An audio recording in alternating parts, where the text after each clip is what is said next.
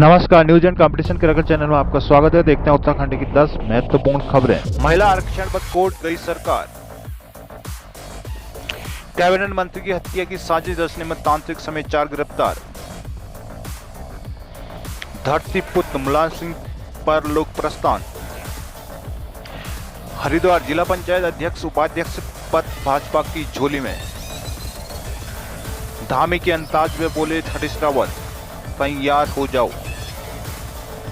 दिव्यांगता मुक्त उत्तराखंड के लिए मिलकर प्रयास करेंगी मुख्यमंत्री। 10 साल पुराना आधार कार्ड कराना होगा अपडेट। हाउस टैक्स जमा न करने वाले 10,000 चिन्हित। उत्तराखंड में बारिश में 13 से आएगी कमी। सर्विस में लापरवाही करने वाली कंपनी हर्जाना देगी। सहकारी बैंक अध्यक्ष एमडी में टकराव। बीपीडीओ भर्ती घपले में पूर्व सीएम ओएसडी से पूछताछ। यूपीएससी के पूर्व सचिव कानियाल निलंबित। उत्तराखंड की जेलों में बंदियों का ज्यादा दबाव। उत्तराखंड को बैडमिंटन में 2 गोल्ड समेत 4 मेडल। प्रधानाचार्य के खाली पदों पर सीधी भर्ती शिक्षकों को मंजूर नहीं। उत्तराखंड में अतिवृष्टि से बच्चे समेत 5 लोगों की मौत।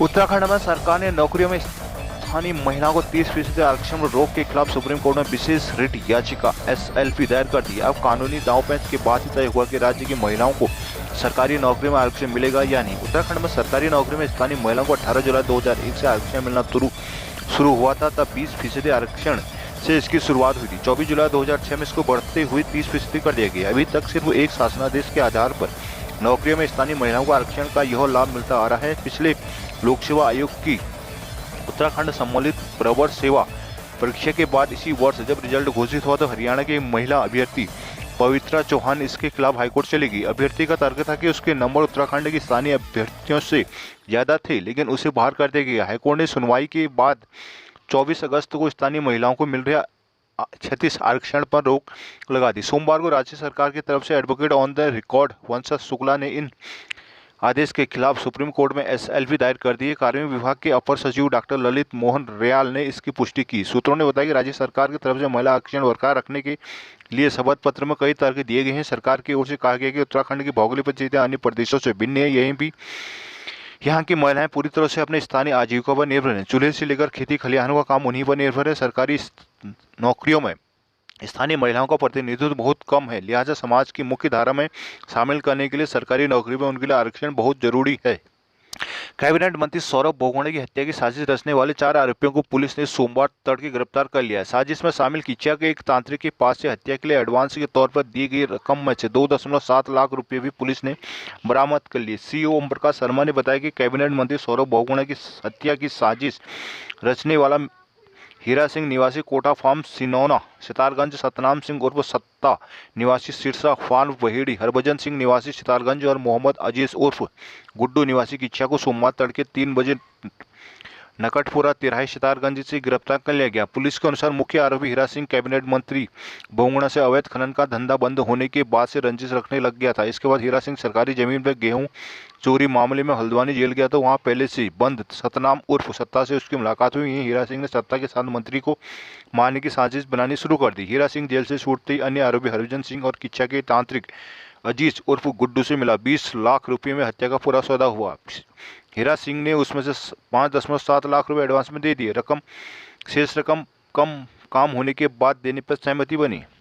समाजवादी पार्टी सपा के संस्थापक धरती पुत्र मुलायम सिंह यादव का लंबी बीमारी के बाद सोमवार को निधन हो गया। वो 82 वर्ष के थे। उन्होंने गुरुग्राम के मेदांता अस्पताल में आखिरी सांस ली। उनका पार्थिव शरीर पैतृक गांव सैफई ले जाया गया, जहां मुंबई मंगलवार को राजकीय सम्मान के साथ उनका अंतिम संस्कार होगा। राष्ट्रपति द्रौपदी मुर्मू, प्रधानमंत्री नरेंद्र मोदी, रक्षा मंत्री राजनाथ सिंह, भाजपा अध्यक्ष जेपी नड्डा और मुख्यमंत्री पुष्कर सिंह धामी समेत तमाम हस्तियों ने मुलायम के निधन पर शोक जताया। मुलायम सिंह का गुरुग्राम के मेदांता अस्पताल में 50 दिन से इलाज चल रहा था। अस्पताल ने बताया कि सुबह 8:16 पर उनका देहावसान हो गया। इसमें कई अंगों ने काम करना बंद कर दिया था। गृह मंत्री अमित शाह ने सोमवार को अस्पताल जाकर मुलायम सिंह को श्रद्धांजलि दी। इस दौरान अखिलेश भी मौजूद थे।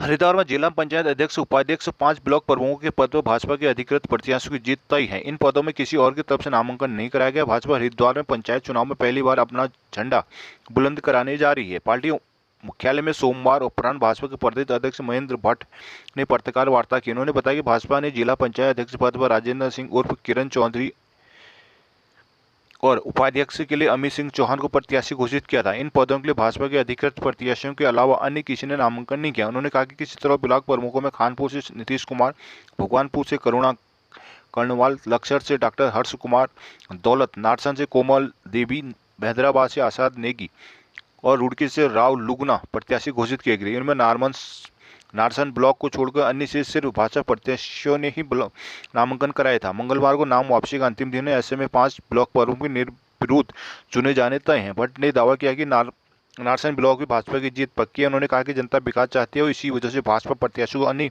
पंचायत प्रतिनिधियों का समर्थन मिल रहा है। राज्य गठन के बाद भाजपा पहली बार हरिद्वार में जिला पंचायत अध्यक्ष, उपाध्यक्ष के साथ ब्लॉक प्रमुख के पदों पर परचम लहराने जा रही है। उन्होंने कहा कि भाजपा धैर्य से सेवा कार्य कर रही है, इसके चलते उन्हें लगातार जनता का आशीर्वाद मिल रहा है। मुख्यमंत्री पुष्कर सिंह धामी ने दिव्यांगता मुक्त उत्तराखंड के लिए सभी प्रकार से प्रयास करने का आह्वान किया है। सीएम ने कहा कि उत्तराखंड में तय जय दिव्यांग नारे के साथ आगे बढ़ेगी। मुख्यमंत्री आवास में सोमवार के दिव्यांगता जनों के लिए महावीर सेवा सदन और परमार्थ निकेतन से संयुक्त रूप से कृत्रिम अंग वितरण कार्यक्रम आयोजित किया गया। इस दौरान दिव्यांगों को कृत्रिम अंग दिए गए। इस मौके मुख्यमंत्री ने कहा कि राज्य में जिस सेवा भाव के साथ दिव्यांगों के कल्याण के लिए कार्य किए जा रहे हैं वह बेहद सराहनीय है। सीएम ने दिव्यांग जनों से भेंट करते हुए उन्हें मुंह मीठा कराया, उनके उत्साहवर्धन भी किया। सीएम ने कहा कि दिव्यांगता मुक्त उत्तराखंड के लिए सबको मिलकर प्रयास करने होंगे। दिव्यांगों के कल्याण के लिए केंद्र और राज्य सरकार अनेक योजनाएं चला रही है। कई सामाजिक संस्थाएं भी इसके कल्याण के लिए कार्य कर रही है। उन्होंने कहा कि नए भारत का नारा जय जवान, जय किसान, जय विज्ञान एवं जय अनुसंधान है। देवभूमि उत्तराखंड में हमें जय दिव्यांग के नारे को भी आगे बढ़ाकर दिव्यांगता मुक्त राज्य की सेवा करनी है। सीएम ने कहा कि 2024 तक उत्तराखंड का क्षय रोग मुक्त और 2025 तक ड्रग्स फ्री उत्तराखंड का लक्ष्य रखा गया। इस दौरान परमार्थ निकेतन के संस्थापक स्वामी चिदानंद सरस्वती, महावीर सेवा सदन के से देवेंद्र राज मेहता आदि मौजूद थे। पूर्व सीएम हरीश सिंह राव ने सोशल मीडिया पर मुख्यमंत्री पुष्कर सिंह धामी की तारीफ की। रुद्रप्रयाग में बारिश के बीच धामी के आम लोगों से मिलने चाय की सामान्य दुकान में बैठकर चाय पीने के अंदाज को रावत ने सराहा। साथ ही उन्होंने इशारों में कांग्रेस को जताते हुए कहा कि पार्टी वर्ष 2024 के आम चुनाव और वर्ष 2027 के विधानसभा चुनाव के लिए सभी से अधिक कसरत करना शुरू कर दे। मुख्यमंत्री धामी परिवार को रुद्रप्रयाग दौरे के दौरान बारिश के बीच बिना सुरक्षा और तामझाम के टहलने निकल पड़े थे। इस दौरान उन्हें तिलवाड़ा में एक दुकान पर स्थानीय लोगों से बात की। दुकान में बैठकर चाय पी। पूर्व मुख्यमंत्री हरीश रावत ने धामी के अंदाज की सराहना की। रावत ने सोशल मीडिया पर धामी का एक फोटो शेयर करते हुए लिखा हुआ क्या अंदाज है कांग्रेस के दोस्तों, 2024 और 2027 के लिए कुछ और कसरत करना शुरू कर दो। फोटो के साथ लिखी लाइनों में उन्होंने सीएम को अगले चुनाव में कांग्रेस के लिए चुनौती मान लिया। रावत ने इशारों में कांग्रेस को चिताया कि धामी के इस अंदाज से निपटने के लिए अभी से तैयार करनी होगी। सोशल मीडिया पर रावत की धामी की तारीफ से कांग्रेस के नेता असहज महसूस कर रहे हैं। नगर निगम से अनुबंधित निजी कंपनी ने 8 वार्डों में ऐसे 10,000 भवनों को चिन्हित किया जिन्हें स्वकर निर्धारण प्रणाली के तहत 2014 से हाउस टैक्स जमा नहीं किया था। कर अनुभाग के मुताबिक इन भवन मालिकों को अब 4 गुना हाउस टैक्स जुर्माने की रकम के साथ जमा करना पड़ेगा। निगम की ओर से नोटिस भेजे जा रहे हैं। अब कर अनुभाग की ओर से जारी रिपोर्ट के मुताबिक Brahmpuri, Vijay Park, Govindgarh, Nehru Colony, Badrish Colony, Kishan Nagar, Jakhan आदि वार्ड में 9,433 ऐसे भवन चिन्हित किए गए जिन्हें एक बार भी हाउस टैक्स जमा नहीं किया। उधर नगर आयुक्त मनोज गोयल ने बताया कि सभी भवन मालिकों को सॉफ्टवेयर के माध्यम से SMS भी भेजे जा रहे हैं। उन्होंने कहा कि यदि नोटिस के बाद भी टैक्स जमा नहीं हुआ तो 4 गुना टैक्स जमा कराने की राशि के साथ जमा कराना होगा। इससे पहले बीते दिनों 2,200 भवन मालिकों को नोटिस जारी किए गए थे। अगर आपका आधार 10 साल पुराना है तो इसके बाद कभी अपडेट नहीं हुआ तो उसे अपडेट कराना होगा। डीएम ने जिले में इसके लिए कैंप लगाने के निर्देश जारी कर दिए। साथ ही नए स्थानों पर आधार केंद्र खोलने के भी अनुदेश दिए गए हैं। सोमवार को डीएम सोनिका की अध्यक्षता में कलेक्ट्रेट ऋषिपर्णा सभागार में जनपद स्तरीय आधार निगरानी समिति की बैठक हुई। भारतीय विशिष्ट पहचान प्राधिकरण UITAI के प्राधिकारी भी शामिल थे। डीएम ने कहा कि ऐसे लोग जिनके आधार 10 वर्षों से अपडेट नहीं है उनका सत्यापन करने, फोटो और अन्य जानकारी अपडेट कराने के लिए विशेष शिविर लगाए जाए। उन्होंने प्रचार प्रसार किए जाने के लिए निर्देश दिए ताकि अधिक से अधिक लोग इनका लाभ उठा सके। 0 से 5 साल वायु वर्ग के बच्चों के आधार पंजीकरण के लिए विशेष शिविर लगाने के निर्देश दिए। उन्होंने कहा कि जिले में ऐसे इलाके जहां आधार केंद्र नहीं है वहां जल्द से जल्द नए केंद्र खोलकर सेवाएं दी जाए। बैठक में ADM वित्त और राजस्व KK मिश्रा, डीएम निर्देशक UDAI RD सिंह, CSC जिला प्रबंधक राजेश सिंह, सेंटर मैनेजर अशोक चंद, BDO Doiwala Jagat Singh, ADO Sahaspur Manoj कुदियाल, BDO Vikasnagar Athiya Parvez आदि मौजूद थे। उत्तराखंड में अगले 2 दिनों में भी बारिश के आसार है। राज्य के अनेक स्थानों पर हल्की से मध्यम बारिश हो सकती है। पर्वतीय इलाकों में भारी बारिश के भी आसार है। मौसम विभाग ने 12 अक्टूबर तक पूरे प्रदेश में बारिश का येलो अलर्ट जारी रखा है। पूर्वानुमान के अनुसार 11 अक्टूबर को राज्य के अनेक जनपदों में हल्की से मध्यम बारिश हो सकती है। वहीं 12 अक्टूबर को कुमाऊं मंडल और से जुड़े गढ़वाल के जिलों में बारिश के आसार है। मौसम विभाग ने दोनों दिन राज्य के अनेक स्थानों पर तेज गर्जन के साथ आकाशीय बिजली चमकने, तीव्र बौछार की आशंका जताई। 13 और 14 अक्टूबर को पर्वतीय इलाकों में कहीं कहीं बारिश के आसार है। अन्य राज्य के मैदानी इलाकों में मौसम साफ रहेगा। 13 अक्टूबर के बाद मौसम बारिश में कमी के आसार है। दून में मंगलवार को आंशिक रूप से बादल छाए रहेंगे। हल्की से मध्यम बारिश के भी आसार हैं। जिला उपभोक्ता विवाद प्रतिशोध आयोग ने अनुबंध के बाद भी वाटर प्यूरिफायर को सर्विस नहीं करने वाली कंपनी पर हर्जाना लगाया। कंपनी को 20,000 मानसिक क्षति, 5,000 रुपये बाद व्यय भी चुकाना होगा। आयोग के अध्यक्ष भूपेंद्र सिंह दुखताल, सदस्य बिमल प्रकाश नैथानी और अलका नेगी ने सोमवार को मामले में सुनवाई की। अजय सिंह बिष्ट, नेहरू ग्राम देहरादून ने यूरेका फॉर्ब्स हैवागोड़ी ग्राम बेंगलुरु कंपनी का एक्वागार्ड एजी क्लासिक वाटर प्यूरिफायर खरीदा था। इसका एनुअल मेंटेनेंस कॉन्ट्रैक्ट AMC मार्च 2019 से 4 अप्रैल 2022 तक के लिए किया गया था। इसके एवज में अजय से 4,040 रुपये का भुगतान के अनुमान के बाद वो 6 महीने से एक्वागार्ड की सर्विस होनी थी, लेकिन कंपनी के कर्मचारी 1.5 वर्ष तक सर्विस के लिए नहीं आए। कई बार सर्विस संपर्क करने पर भी कंपनी की ओर से कार्रवाई नहीं की। वहीं विपक्षी सुनवाई के दौरान आयोग में नहीं पहुंचा, जिस पर उनके खिलाफ 16 मार्च को एक पक्षी कार्यवाही के आदेश दिए गए। आयोग ने सुनवाई के दौरान कंपनी को सेवा में कमी का दोषी पाया और आदेश सुनाया।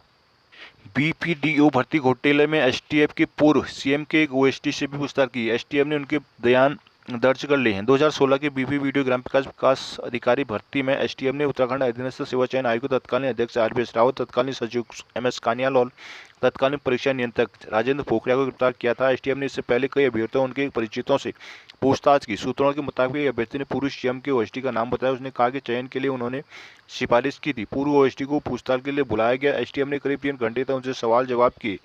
बताया जा रहा है कि उन्होंने किसी की सिफारिश की थी, लेकिन पैसे का लेन देन सामने नहीं आ रहा। हालांकि उनके जानकारी थी, ऐसे में उन्हें सरकारी गवाह भी बनाया जा सकता। सूत्रों के मुताबिक एक पूर्व मंडी सचिव को इस मामले में गवाही बना गया। उत्तराखंड अधीनस्थ सेवा चयन आयोग के ग्राम पंचायत विकास अधिकारी परीक्षा में हुई घपले के आरोप में गिरफ्तार तत्कालीन सचिव मनोहर कानियाल को सस्पेंड कर दिया गया है। सचिवालय प्रशासन के अपर मुख्य सचिव राधा रतूड़ी ने सोमवार को यह आदेश जारी किए। कानियाल सचिवालय में संयुक्त सचिव लेखा है। वर्ष 2014 में आयोग का गठन होने पर वह डेपुटेशन पर गए थे। वर्ष 2016 में हुए BPD परीक्षा में हुई गड़बड़ी का खुलासा करने पर जब आयोग के तत्कालीन अध्यक्ष और पूर्व PCCF डॉक्टर RBS रावत, सचिव मनोहर कानियाल और पूर्व परीक्षा नियंत्रक RS पोखरिया की गिरफ्तारी हो पाई, तो उनमें कानियाल की इस समय सेवारत है, जिनके पास संयुक्त सचिव लेखा के साथ ही सचिवालय प्रशासन में आहरण वितरण अधिकार का भी दायित्व है। आयोग को विभिन्न परीक्षाओं में अब तक घपले के आरोप में 44 से ज्यादा गिरफ्तारियां हो चुकी हैं। फुलेला गोपीचंद एकेडमी हैदराबाद में 3 से 10 अक्टूबर के हुए ऑल इंडिया सब जूनियर रैंकिंग बैडमिंटन टूर्नामेंट में उत्तराखंड ने 2 स्वर्ण 2 रजत पदक जीते। इन टूर्नामेंट में शानदार प्रदर्शन पर 5 खिलाड़ियों को भारतीय टीम में भी जगह मिली है। उत्तराखंड बैडमिंटन संघ के सचिव BS मनकोटी ने बताया कि अंडर 17 बालक एकल वर्ग में ध्रुव नेगी व अंशु नेगी ने फाइनल में पहुंचकर इतिहास रचा। इनके बाद ध्रुव ने अंशु को हराकर स्वर्ण पदक जीता। अंशु को रजत पदक मिला। अंडर 15 बालिका युगल वर्ग में रिद्धि रावत और अन्या बिष्टी की जोड़ी ने तेलंगाना की तन्वी रेड्डी और आंध्र प्रदेश के दुर्गा ईशा को हराकर स्वर्ण पदक जीता। अंडर 15 के मिश्रित वर्ग में उत्तराखंड के ईशान नेगी और CC रावत की जोड़ी ने रजत पदक जीता। इसके साथ ही ध्रुव, अंश, सिद्धि, आन्या और ईशान का चयन भारतीय टीम में हो गया। ये खिलाड़ी 29 नवंबर से 4 दिसंबर तक थाईलैंड में होने वाली एशियन जूनियर चैंपियनशिप अंडर 15 और अंडर 17 में हिस्सा लेंगी। जूनियर शिक्षकों का विलय LT में करने पर प्राथमिक शिक्षक संघ की तदर्थ कमेटी के सदस्यों ने विरोध किया। उन्होंने कहा कि इससे तो बेसिक का कैडर ही खत्म हो जाएगा। प्रांतीय तदर्थ कमेटी के प्रांतीय कोषाध्यक्ष विनोद रतूड़ी, सुरेश चंद उप्रेती, रणबीर नेगी बोले, इससे बेसिक कैडर प्रभावित होगा। यह जरूर है कि बेसिक शिक्षा निदेशालय के तहत 6 से 8 तक की कक्षा का अलग से संचालन कराया जाए। उधर जूनियर शिक्षक संघ के अध्यक्ष रघुवीर पुंडी ने कहा कि जूनियर शिक्षकों की आवाज़ बेसिक से कोई उठाता ही नहीं है, खुद ही अपनी समस्याओं को के लिए लड़ना पड़ता है। भलाई किस बात का बेसिक कैडर है, जूनियर सीनियरिटी कुर्बान करने को तैयार। जूनियर हाईस्कूल शिक्षक संघ ने एक बार फिर LT कैडर में विलय की मांग उठाई। अध्यक्ष रघुवीर सिंह पुंडी और महामंत्री ठाकुर सिंह डिशीला ने कहा कि सेंट्रल स्कूलों के समान त्रिस्तरीय शिक्षक ढांचा बनाया जाए, जिसके लिए जूनियर शिक्षकों का विलय हो जाना चाहिए। इसके लिए जूनियर शिक्षक अपनी पूर्व की सीनियरिटी का बलिदान करने को तैयार है। यह जरूर है कि विलय वाले जूनियर शिक्षकों को 8 से 10 साल तक जिला कैडर में ही रखा जाए।